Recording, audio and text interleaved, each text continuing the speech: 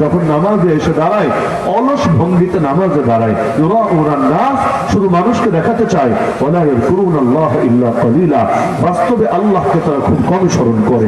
আমাদের দেশেও একটা টাইমে এরকম নামাজি পাওয়া যায় মাশাআল্লাহ, সেই টাইমটা হলো নির্বাচনের টাইম।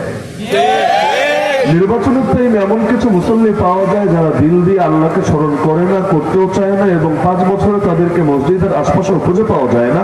তবে ভোটের টাইমে আবার ঠিকই তারা নামাজে আসে এবং প্রথম কাতারে নামাজ আদায় করে। কিসের জন্য করে? শুধু যে মসজিদে আসে এমন না, আজান দিলে মসজিদেও আসে, ঘন্টা বাজলে মন্দিরেও যায়, সব জায়গায় তারা যাতায়াত করে। মূলত তারা আল্লাহকে খুশি করার জন্য যায় না, ভগবানকে খুশি করতেও যায় না, মূলত যায় জনগণকে ফাসলায়া তাদের সামনে নিজের সুন্দর একটা ইমেজ দাঁড় করিয়ে নিজের ভোটের পাল্লা ভারী করতে এবং গোটা জাতি এবং দেশকে ধোঁকা দিতে। যার সূচনাই হলো ধোঁকা দিয়ে, তার সমাপ্তি ভালো হবে কিভাবে? সূচনাই যদি ধোঁকা থাকে তাহলে পরতে ধোঁকা থাকবেই থাকবে। যদি সূচনাই থাকে যে আমি মদিনা সনদ দিয়ে দেশ চালাবো, অথচ খুব ভালো করে জানে মদিনা সনদ দূরের কথা, মক্কা সনদ দিয়েও দেশ চলবে না, এবং এটার প্রতি তার অন্তরের ঈমান আকীদাও নাই, বরং সে সব চালাবে দিল্লির সনদ দিয়ে। দিনের মধ্যে যদি থাকে এটা, অথচ এরপর মুখ দিয়ে বলে মদিনা সনদ দিয়ে করবে, তাহলে এখান থেকে স্পষ্ট হয়ে যায় মুনাফিক। মুনাফিকের 1 নম্বর আলামত, কথা বললে সত্য বলে না, ইদা হাদ্দাসা কাযাবা, কথা বললে মিথ্যা বলে। তো মিথ্যা দিয়ে যাদের সূচনা, মিথ্যা দিয়ে যাদের পথ চলা, মিথ্যা দিয়ে যারা মানুষকে আকৃষ্ট করে, মিথ্যা দিয়ে যারা নিজেদের ব্যালট ভরার চেষ্টা করে, এরা যদি জাতির সাথে গাদ্দারি না করে তো গাদ্দারি করবে না।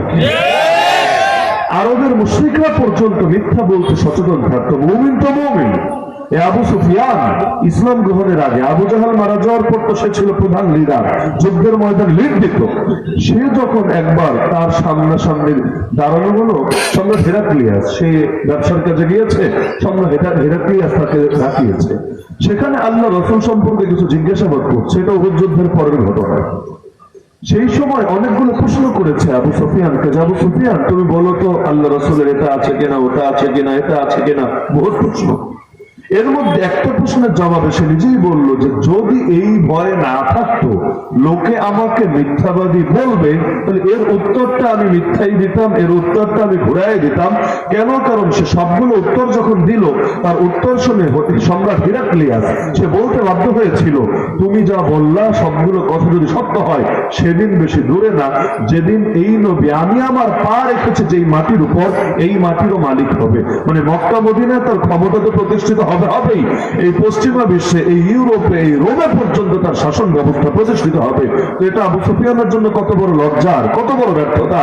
যার বিরুদ্ধে সে যুদ্ধ করে তার সাফাই শুনতে হয়, তার সুনাম শুনতে হয়, তাও ওটার পক্ষে দলিল হয় তারই মুখের কথা। তো সে বলল, আমি চাচ্ছিলাম যে একটা মিথ্যা কথা বলবো, কিন্তু এই যে আমার পেছনে আমার দলের লোকেরা আছে, কাফেলা সঙ্গীরা আছে, এরা গিয়ে যখন এলাকায় বলা বলি করবে, জানিস আমাদের নেতা মিথ্যা বলেছে, তখন কি উপায় হবে? কারণ আরব জাতি মিথ্যুককে নেতা মানতে রাজি ছিল না। কারণ যে মিথ্যা বলতে পারে সে জাতিকে ঠকাতেও পারে, দেশটাকে পর্যন্ত বিক্রিও করে দিতে পারে। এজন্য মিথ্যুক মানে তার জবানে এবং তার দিলে মিল নাই। ও তো জানে যেটা বাস্তব না, তারপরে তার দিলে একটা, তার জবানে আর একটা। তো যারা আল্লাহর সঙ্গে সৎ না, যারা জনতার সাথে সৎ না, তারা সর্বোচ্চ পর্যায়ে ধোঁকাবাজি আর গাদ্দারি করতেও দ্বিধা করবে না। এজন্য আল্লাহ জানিয়ে দিলেন সব নামাজের জন্য সুসংবাদ না, যে মুনাফিক যদি নামাজ পড়ে এমন না, নামাজ পড়ে পড়ে 1 লাখে জান্নাতে চলে যাবে। যেমন বাংলাদেশে কাদিয়ানিরা নামাজ পড়ে না, অবশ্যই পড়ে। 5 ওয়াক্ত না পড়লো, জুমা তো মোটামুটি সবাই পড়ে, আবার 2-4 ওয়াক্ত পড়ার চেষ্টা করে। হিজবুত তাওহীদ নামাজ পড়ে না। আহলে কোরআনিস্ট ফিরকা, যারা কোরআন মানে হাদিস মানে না, এই সমস্ত ভণ্ডরা নামাজ পড়ে না। আরো যত রকম বাটপার এবং ভণ্ড পাবেন, টুকটাক নামাজ তো প্রায় সবাই পড়ে। এই যে নামাজগুলো পড়বে, এই নামাজ কি তাদেরকে জান্নাতে প্রবেশ করাতে পারবে? কেন? আমল যতই থাকুক, ঈমান যদি না থাকে, জান্নাতে প্রবেশ করা দূরের কথা, জান্নাতের ঘ্রাণও কখনো পাবে না। এজন্য আল্লাহ জানিয়ে দিলেন ওই সমস্ত মুমিনরা সফল যারা তাদের নামাজ একাগ্রচিত্ত থাকে। এই আয়াত থেকে স্পষ্ট মুমিনের কাজগুলো হয়, আমলগুলো হয় বিনয়ের সাথে, আর মুনাফিকের আমলগুলো হয় বিনয়ের সাথে না, বরঞ্চ অলসতা, উদাসীনতা, অহংকার মনোভাবের সাথে। এই যে খুশু, যে শব্দটা আমরা প্রায় সবাই জানি, সবাই পরিচিত, এই খুশু শব্দটা বোঝার আগে এবং নামাজ কিভাবে খুশুর সাথে আদায় করবেন ওটা বোঝার আগে একটা বাস্তবতা বোঝেন যে খুশু শুধুমাত্র মুমিনের নামাজই থাকে না, মুমিনের প্রতিটা কাজের মধ্যে, প্রতিটা আমলের মধ্যেই খুশি থাকে। আলহামদুলিল্লাহ। খুশু কিভাবে থাকে? আল্লাহ কোরআনে সূরা লুকমানের মধ্যে আল্লাহ জানিয়েছেন, ওয়ালা তুসাইর খাদ্দাকা লিন-নাস, আরে মানুষের সামনে অবজ্ঞা ভরে গাল ফুলিয়ে নিজের চেহারা সরায় নিবা না। অনেকে আছে না মানুষের দিকে ঠিকমতো ভালো করে তাকায়ও না, বিশেষ করে যারা একটু নিচু শ্রেণীর কাজ করে, মনে করেন তার বাসার দারোয়ান, তার বাসার কাজের লোক, তার অফিসের একেবারে সাধারণ কেউ, পিয়ন টাইপের কেউ, তাদের দিকে ভালো করে তাকায়ও না, ভালো করে কথাও বলে না, নিজের চেহারাটা তাদের থেকে অবজ্ঞা করে দূরে সরিয়ে রাখে। কিছু কিছু ফাজিল নেতাও আছে এই টাইপের, এর কাছে যখন গরিব দুঃখে কোনো অসহায় যায়, আর অন্যদের পেছনে তেল মালিশ করারও টাইম থাকে, কিন্তু এই গরিব দুঃখের কথা শোনার টাইমটা পর্যন্ত তার কাছে থাকে না, বরঞ্চ নিজের চেহারাটা অবজ্ঞা ভরে তাদের থেকে সরিয়ে নেয়। আল্লাহ বলে দিচ্ছেন, খবরদার খবরদার, নিজের চেহারাকে অবজ্ঞা ভরে এভাবে মানুষের থেকে সরাবা না। ওয়ালা তামশি ফিল আরদি মারাহা, অহংকারের সাথে হাঁটবা না। বলতে পারেন যে হুজুর অহংকারের সাথে হাঁটা আবার কোনটা? এটা যতটা না বলা যায় তার চাইতে বেশি বোঝা যায়, মানে এটা বলে বোঝানো কম যাবে, নিজে নিজে অনুভব করে বুঝতে ভালো পারবেন। কিভাবে? যেই শ্রেণীর মানুষগুলো আগে মনে করেন হাদিসের ভাষা অনুসারে এমন ছিল, হোফাতান ওরাতা, গায়ে ঠিক মতো জামাও নাই, পায়ে একটা জুতাও নাই, খালি পায়ে হাঁটতে হচ্ছে, আবার ছাগল চড়িয়ে খেত, ভালো কোনো পেশাও করতো না, সমাজের টুকটাক কাজ করত, কিন্তু রাজনীতির বরকতে হোক অথবা 2 নম্বরে কোনো কাজের বরকতে হোক, এখন তার আঙ্গুল ফুলে কলা গাছ হয়ে গেছে। আঙ্গুল ফুলে কলা গাছ মানে আসলেই কলা গাছ বের হয়েছে সেটা না, এটা একটা রূপকথা, এটা একটা বাগধারা। আঙ্গুল ফুলে তার কলা গাছ হয়েছে, হওয়ার পরে এখন বিল্ডিং নির্মাণ নিয়ে প্রতিযোগিতা শুরু করে দিয়েছে। এক একজনের বাড়ি যে কয়টা মাঝে মধ্যে শুনলে মাথায় ধরে না। এই যে এখন পত্রপত্রিকা অনেকের আমলনামা বের হয়ে আসে, উত্তরা এই কয়টা, গুলশানে এই কয়টা, ধানমন্ডি এই কয়টা, বনানী এই কয়টা, এগুলো মাথায় ধরে। তো যখন দেখি ইংল্যান্ডে এই কয় ডজন, দুবাইতে এই কয়টা, অমুক দেশে এই কয়টা, মানে একটা মানুষ এত জায়গায় থাকবে কিভাবে, এত জায়গায় অবস্থান করবে কিভাবে, এগুলো নিয়ন্ত্রণই বা করে কিভাবে? তো এই যে যেই মানুষগুলো হঠাৎ করে বড় লোক হয়, এদের আগের হাঁটা আর পরের হাঁটায় পার্থক্য খুঁজে পাওয়া যায় নাকি যায় না? কথাবার্তায় তো যায় যায়, হাঁটা স্বাভাবিক একটা জিনিস, হাঁটা, কিন্তু হাঁটার মধ্যেও পার্থক্য থাকে। হাঁটা দেখলেও বোঝা যায় এটা কি নেতা না এটা কর্মী, এটা কি অফিসার না এটা সাধারণ জনগণ। তো হাঁটার মধ্যে পার্থক্য আসলো কিভাবে? কারণ কিছু লোক একটু ভাব নিয়ে হাঁটতে পারলেই নিজেকে একটু দামি, একটু সম্মানী মনে করে। আল্লাহ বলে দিয়েছেন অহংকারের সাথে হাঁটবা না। কেন? ইন্নাল্লাহ লা ইউহিব্বু কুল্লা মুখতালিন ফখুর, আল্লাহ তাআলা প্রত্যেক দাম্ভিক এবং অহংকারকারীকে মোটেও পছন্দ করেন না। তাহলে কেমনে হাঁটবা? মধ্যপন্থা অবলম্বন করে হাঁটবা, খুব দ্রুত না, আবার একেবারে আস্তে আস্তে আস্তে, মানে যেভাবে হাঁটলে মনে হয় যে তার ভেতরে যে ক্ষমতা আছে, নেতৃত্ব আছে বা জ্ঞান গরিমা আছে, এর ভারে পুরো জমিনে ফেটে যেতে পারে, এজন্য আস্তে আস্তে হাঁটছে না, ভাবে না, মধ্যপন্থার সাথে হাঁটবা। আওয়াজ নত রাখবা, আওয়াজ নত রাখবা। আওয়াজ নত রাখবা মানে কি?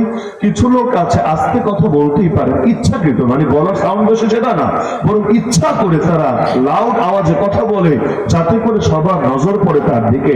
এই টাইপের কিছু লোক জুমার দিন মসজিদেও দেখতে পাবে নিয়মিত ভাবে। এগুলো যেই টাইমে আসুক, শুরুতে আসুক, মাঝে আসুক, শেষে আসুক, এমন জোরে জোরে কথা বলবে সব মুসল্লি যে ঘুমায় আছে, যে ঝিমাচ্ছে, সেও যাতে ঝিমনে থেকে উঠে তার দিকে নজর দেয়। সবার বুঝতে হবে না সেই মসজিদের কমিটির গুরুত্বপূর্ণ কেউ, সবার জানতে হবে না সেই এলাকার বড় নেতা না হলেও ছোটখাটো পার্টি নেতা, সবার বুঝতে হবে না। আরে তার একটা প্রভাব আছে, একটা আধিপত্য আছে এলাকায়। এইরকম সব জায়গায় নিজের আওয়াজটারে বড় করে করে মানুষের দৃষ্টি আকর্ষণ করতে চায়, এরকম লোক নাই সমাজে? বহুত আছে। আল্লাহ তাআলা ধিক্কার দিয়ে বলছেন, ইন্না আনকারাল আসওয়াতি লাসাউতুল হামির, আওয়াজ বড় করলে কি হবে? মসজিদের মধ্যে আওয়াজ বেড়ে যাওয়া, রাফাউল আসওয়াতি ফিল মাসাজিদ, এটা কিয়ামতের একটা আলামত। আল্লাহ রাসূল জানিয়েছেন কিয়ামতের আগে মসজিদগুলোতে অবস্থা হবে একেবারে মাছের বাজারের মতো শোরগোল তৈরি হবে। আজকাল আমাদের মসজিদগুলোতে এগুলো চলে, এমন জোরে জোরে আওয়াজ, বিশেষ করে ভাই কারে না করবে। আগে বাচ্চারা গল্প গুজব করলে মুরব্বীরা ধমক টমক দিত, আমরা বাচ্চা গেলে দেখতাম। এখন যদি মুরব্বীরাই মাশাআল্লাহ শুরু করে দেয়, একেবারে সামনে আসলো ভালো কথা, এসে সুন্নতটা পড়েই একেবারে সামনের কাতারে, দ্বিতীয় কাতারে, তৃতীয় কাতারে যারা বসা আছে, একেবারে সব নারী নক্ষত্রের গল্প, কেচ্ছা, দেশ কেমন চলছে, রাষ্ট্র কেমন চলছে, ইমাম সাহেবের কি অবস্থা আছে, অমুকের মাইয়ার বিয়ে হয়েছে কিনা, তমুকের পোলার বাচ্চা হয়েছে কিনা, মসজিদে জোরে জোরে কথা বলছে, অথচ কোনা দিয়ে যারা সুন্নত পড়ছে সুন্নতের 12টা বেজে যাচ্ছে। এগুলো হয় না মনে হয়? তো বাচ্চা দুষ্টমি করলে মুরব্বী ধমক দিবে, মুরব্বী যখন দুষ্টমি করে ধমকটা কে দিবে? এজন্য কেউ ধমক দিতে পারে না, চুপচাপ সহ্য করে। তবে এই যে একজন নামাজেরও যদি 12টা বাজে, কিয়ামতের দিনে তার দায় কে নেবে? এই যে রিংটন বাজার কারণে মানুষের মনোযোগ নষ্ট হয়, কথা বলার কারণে মানুষের মনোযোগ নষ্ট হয়। এমনকি একটা জিনিস ভালো করে মাথায় গেঁথে রাখবেন, মানুষ, আমরা যখন নামাজ শেষ করি, কিছু মানুষ কিন্তু মাকবুক হয়। মাকবুক বোঝেন মানে কি? এরা আমাদের সাথে প্রথমে মিলিত হতে পারে নাই, হয়তো 1 রাকাত ছুটে গেছে, 2 রাকাত ছুটে গেছে, পরে মিলিত হয়েছে। সালাম ফিরানোর পর তারা দাঁড়িয়ে যায়, তারা তাদের নামাজ সম্পূর্ণ করে। ওই মানুষগুলো যখন নামাজ চালাচ্ছে, ওই সময় তাদের মনোযোগ নষ্ট হয়, এমন কিছু করা উচিত না। এমন কি হয়? 1 নম্বরে এলান দেয়, এলান, সেটা যে কোনো এলান হোক, বয়ানের এলানই হোক, তালিমের এলানই হোক। আরে ভাই, তোমার এলানের দাম বেশি না একজন মানুষ নামাজ তেলাওয়াত করছে, এটা দাম বেশি। আগে সবাইকে নামাজ শেষ করতে দাও, এলান দিতে হলে তারপরে দাও। কিন্তু তুমি মাইক হাতে নিয়ে এলান শুরু করে দিলা, একজনের নামাজের কেরাতে প্যাচ লেগে গেল, একজনের নামাজের মনোযোগটা নষ্ট হয়ে গেল। কিয়ামতের দিনে তার দায় কে নেবে? আর রিংটন বাজলে যেমন নামাজে মনোযোগ নষ্ট হয়, আমি যখন জোরে জোরে এলান দেবো তত মনোযোগ নষ্ট হয়। এলান দিতে হলে আগে নামাজ শেষ করবে, তারপর দিব। 2 নম্বরে আমরা যে দোয়া করি, দোয়ার মধ্যে অনেক সময় দেখা যায় পেছনে 3 কাতার দাঁড়ানো, 4 কাতার দাঁড়ানো, মাসবুক, হাতটা তুলে এমন জোরে জোরে দোয়া করা শুরু করে দিলাম, অথচ এই মানুষগুলোর নামাজের মধ্যে মনোযোগটা বারবার নষ্ট হচ্ছে। এটার দায় কে নেবে? এরকম যা কিছু হতে পারে যেটা নামাজের মনোযোগটা নষ্ট করবে, বাঁচতে হবে। নামাজের সামনে দিয়ে হেঁটে যাওয়া কত বড় পাপ সবাই জানেন। এত বড় পাপ, নবী বলেছেন মানুষ যদি জানতো 40 পর্যন্ত অপেক্ষা করতো তবুও যেত না। 40, এই 40 দিন না সপ্তাহ না মাস, আল্লাহ ভালো জানে। তো নবী বলছেন 40 পর্যন্ত অপেক্ষা করতো, তাও সামনে দিয়ে যেত না। অথচ সামনে দিয়ে গেলে কতটুকুই বা মনোযোগ নষ্ট হয়? কতটুকু? ওর চাইতে 1000 গুণ বেশি মনোযোগ নষ্ট হয় জোরে জোরে আওয়াজ করলে, ওর চাইতে 1000 গুণ বেশি মনোযোগ নষ্ট হয় এমন কিছুতে অন্যদেরকে লিপ্ত করে দিলে, যেটার আওয়াজ তার কানে যাবেই যাবে। এই জন্য নামাজের প্রতি শ্রদ্ধা দেখানো দরকার। ইন্না আনকারাল আসওয়াতি লাসাউতুল হামির, আল্লাহ আওয়াজকে নম্র করতে আদেশ দেওয়ার পরপরই বলছেন, মনে রাখবা সবচাইতে পচা আওয়াজ, মন্দ আওয়াজ তো গাধার আওয়াজ। সুতরাং জোরে জোরে কথা বলতে বললি ভাইব না মুই কি হরুরে, বরঞ্চ জোরে জোরে কথা বললে অনেক ক্ষেত্রে এটা খারাপও হতে পারে। আওয়াজ বড় বলেই ভালো হবে না, গাধার আওয়াজও বড়, তাতে কি হয়েছে? এটা কোনো কামাল এবং বুজুর্গের আলামত না, বরং মন্দ কিছুরই আলামত বটে। সামান্য হাঁটা চলা কথা বলা, এই ক্ষেত্রেও যদি আল্লাহ তাআলা এতগুলো বিনয়ের শিক্ষা দেন আমাদেরকে, এমনকি যে আয়াত আমি পড়েছি খুতবার ভেতর, সূরা ফুরকানের শেষের দিকে আয়াত, আল্লাহ সেখানে জানাচ্ছেন ইবাদুর রহমান, রহমানের বান্দা কারা? 1 নম্বর বৈশিষ্ট্য, এত কিছু থাকতে আল্লাহ বললেন আল্লাযীনা ইয়ামশুনা আলাল আরদি হাওনা, যারা পৃথিবীর বুকে হেঁটে যায়, পৃথিবীর বুকে তারা হেঁটে যায় ধীরস্থির ভাবে, বিনয়ের সাথে, নম্র ভাবে, শান্ত ভাবে। হাঁটার মধ্যে কোনো অহংকার থাকে না, কোনো লোক দেখানো মনোভাব থাকে না, সে যে কিছু একটা হয়েছে এটা বোঝানোর কিছু থাকে না। তাহলে আল্লাহ তার 1 নম্বরে শুরুই করলেন হাঁটা দিয়ে। তাহলে খুশু এটাকে শুধু নামাজেই দরকার না, অন্যান্য কাজেও দরকার। দ্বিতীয় একটা উদাহরণ, ويطعمون الطعام على حبه مسكينا ويتيما واسيرا, আল্লাহ তাআলা জান্নাতীদের বৈশিষ্ট্য আলোচনা এবং তাদের গুণাগুণ আলোচনা করতে গিয়ে একটা পয়েন্ট আনলেন, তারা খাবার খাওয়ায়, এমন খাবার যে খাবারের প্রতি মহব্বত আছে, মহব্বত সত্ত্বেও তারা খাইয়ে দেয়। কাকে? সেই খাবার 1 নম্বরে মিসকিনকে, 2 নম্বরে ইয়েতিমকে, 3 নম্বরে বন্দীকে। কোন খাবার খাওয়ায়? এমন খাবার না যে খাবারের উপর তার মহব্বত নাই। মনে করেন আমি একজন কোটিপতি, 10 টাকার খাবার খাওয়াই দিলাম, কি হয়েছে? এতে আমার নফসের উপরে কোনো প্রভাব পড়বে না এবং এই খাবারটা আমাকে বিশেষভাবে টানবেও না। তো যেই মানের খাবার আমি খাই, যেগুলো ক্রয়ের পেছনে আমার সাধনা লাগে, আমার ব্যয় লাগে, আমার নিজের উপর চাপ পড়ে, এই রকম খাবার যখন আমি কিছু মানুষকে খাওয়াবো, আমার দিলের একটা কোরবানি যাবে, আমার নফসের উপর একটা চাপ পড়বে। আল্লাহ বলে দিলেন এই যে খাবার খাওয়ায় 3 শ্রেণীর মানুষকে, 1 নম্বরে মিসকিন, দরিদ্র এবং বিশ্বকে। 2 নম্বর ইয়তীম। ইয়তীম আবার কারে বলে এটা ক্লিয়ার থাকা দরকার। আমাদের দেশে তো বয়স হয়ে গেছে প্রায় 80, এমন বুড়ি নেত্রীও নিজের ইয়তীম বলে সম্বোধন করে। আমি ইয়তীম ইয়তীম ইয়তীম। কয় বছর পর্যন্ত ইয়তীম থাকবা? বয়স যদি 150 হয় তখনও ইয়তীম, বয়স যদি 500 হয় তখনও ইয়তীম। আরে তাহলে দুনিয়ার সবাই ইয়তীম, ইয়তীমের দুনিয়া সবই ইয়তীম। ইয়তীম ছাড়া কে? আমাদের আব্বা আদম আলাইহিস সালাম নাই তো দুনিয়ায়, তিনি তো মাটির তলে, তাহলে ওই বিবেচনায় তো সবাই ইয়তীম। আরে আপনারা যারা আছেন সবারই তো এমন, যারা আব্বা নাই বা আব্বা থাকলে দাদা নাই, এরকমই তো হাল। দাদা থাকলে দাদার বাপ নাই, তাহলে ইয়তীম দিয়ে তো দুনিয়া ভরে যাবে। ইয়তীমের বাইরে কে থাকবে? ইয়তীম বলা হয় যতদিন নাবালেগ থাকে, মূল অর্থটা এটাই। যতদিন প্রাপ্তবয়স্ক হয় না তার আগ পর্যন্ত তাকে মূল অর্থে ইয়তীম বলা হয়। প্রাপ্তবয়স্ক হয়ে গেল, এবার ইয়তীমের বিধিবিধান অনেকগুলো তার ক্ষেত্রে প্রযোজ্য না। তাহলে ইয়তীম বুড়া মানুষকে যদি ভিতরে ইয়তীম বলে, ইয়তীম শব্দের আসলে দাম থাকে না, শব্দটা ধীরে ধীরে হালকা হয়ে যায়। আর 3 নম্বর আসিরা, বন্দিকে খাওয়ায়। এই লাইনে আমরা সবাই ধরা। জীবনে কবে খাইয়েছে বন্দিকে? কবে? এই যে কারাগারের মধ্যে বন্দীরা থাকে, আমার তো নিজের অভিজ্ঞতা আছে। এক ঈদ গিয়েছে রিমান্ডে, আর এক ঈদ গিয়েছে কারাগারে। উপস্থাপক তো বললেন কয়েক মাস আলহামদুলিল্লাহ।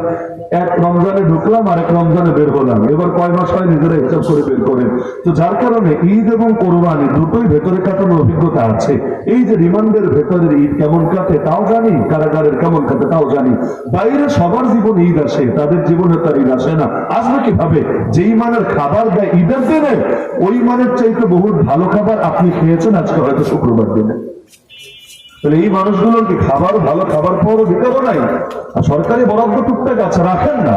এই দেশ তো মুসলমানের দেশে, এত পরিমাণ মুসলমান থাকে, তাহলে বন্দীদেরকে নিয়ে আলাদা ফিকির করা হয় না কেন? এখন বলতে পারেন আমরা খাবার করে কি পৌঁছাতে পারবো? পৌঁছাতে পারবেন কি পারবেন না সে আলাপে আমি যাচ্ছি না।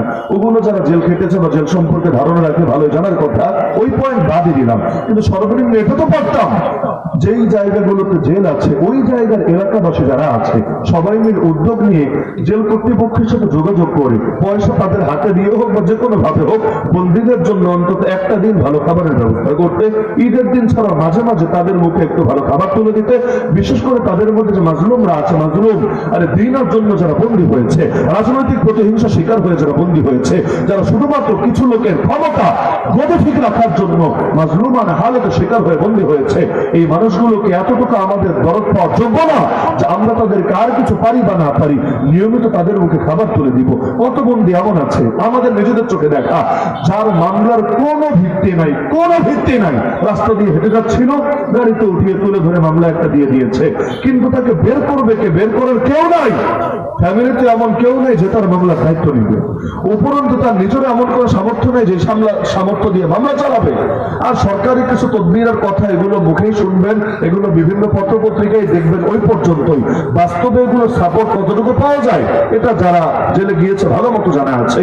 তো পুরো বাংলাদেশে এত মুসলমান থাকতে কত নিরীহ ভাই বোন বছরের পর বছর কারাগারে নির্মম ভাবে ঢুকে মরছে, এর চাইতে বড় লজ্জা বড় আফসোসের বিষয় একটা জাতির জন্য কি হতে পারে?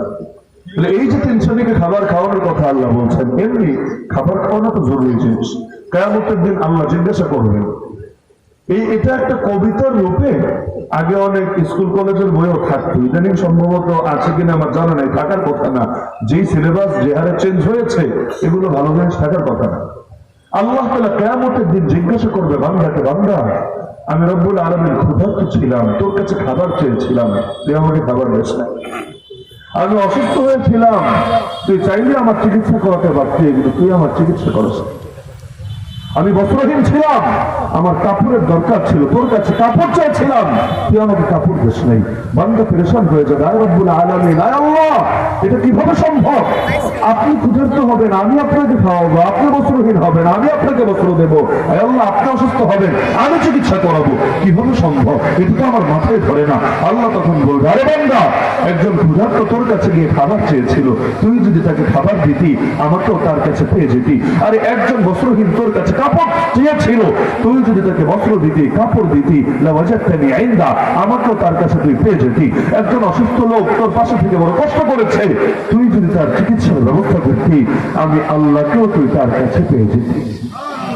খাবার খাওয়ানো তো গুরুত্বপূর্ণ। আল্লাহ তাআলা সেই খাবার খাওয়ানোর কথা বলেই পরের পয়েন্ট আনছেন, যে জন্য আমি উদাহরণটা দিলাম, ইন্নামা নুতঈমুকুম লিওয়াজহিল্লাহ, তোমাদেরকে খাবার খাওয়াচ্ছি একমাত্র কেবলমাত্র শুধুমাত্র আল্লাহ রাব্বুল আলামিনের জন্য।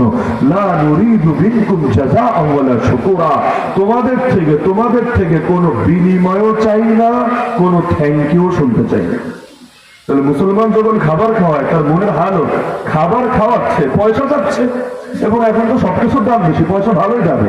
ওই খাবার খাওয়ানোর পরও, খাবার খাওয়ানো তো একটা নেকাবল, ওই খাবার খাওয়ানোর পরও তার দিনের হালত এমন, এইটা খাওয়ালাম, কোনো বিনিময় চাই না, রাজনৈতিক বিনিময়ও না, আবার কোনো বাহবা মাশাআল্লাহ মারহাবা নারায়ে তাকবীর অথবা তার থ্যাংক ইউ কিছু চাই না, বরং একমাত্র আল্লাহর জন্য, একমাত্র আল্লাহর জন্য তোমাদেরকে খাবার খাওয়ালাম। ইন্না নাখাফু মির রাব্বিনা ইয়াওমান আবুসান কামতারিরা, আমরা তো রবের পক্ষ থেকে একটা ভয়াবহ দিনের ভয় করি। রব যদি সেই দিন মাফ করে দেন, এটাই সবচেয়ে বড় পাওয়া, এছাড়া আর কোনো পাওয়া লাগবে না। অথচ বাংলাদেশে আপনি হিসাব করে দেখেন কয়জন আসলে আল্লাহর জন্য খাওয়ায়, কয়জন বিভিন্ন উপলক্ষে খাওয়ায়। আমাদের বেশিরভাগ খাওয়ানোর পেছনে ধান্দা থাকে। কিছু ধান্দা হলো সামাজিক বদনাম থেকে বাঁচা, যেমন কেউ মারা গেলে 3 দিন 10 দিন 40 আকুল খানি, এগুলো হলো হিন্দুয়ানি আবিষ্কার, যা মুসলিম সমাজ গ্রহণ করে।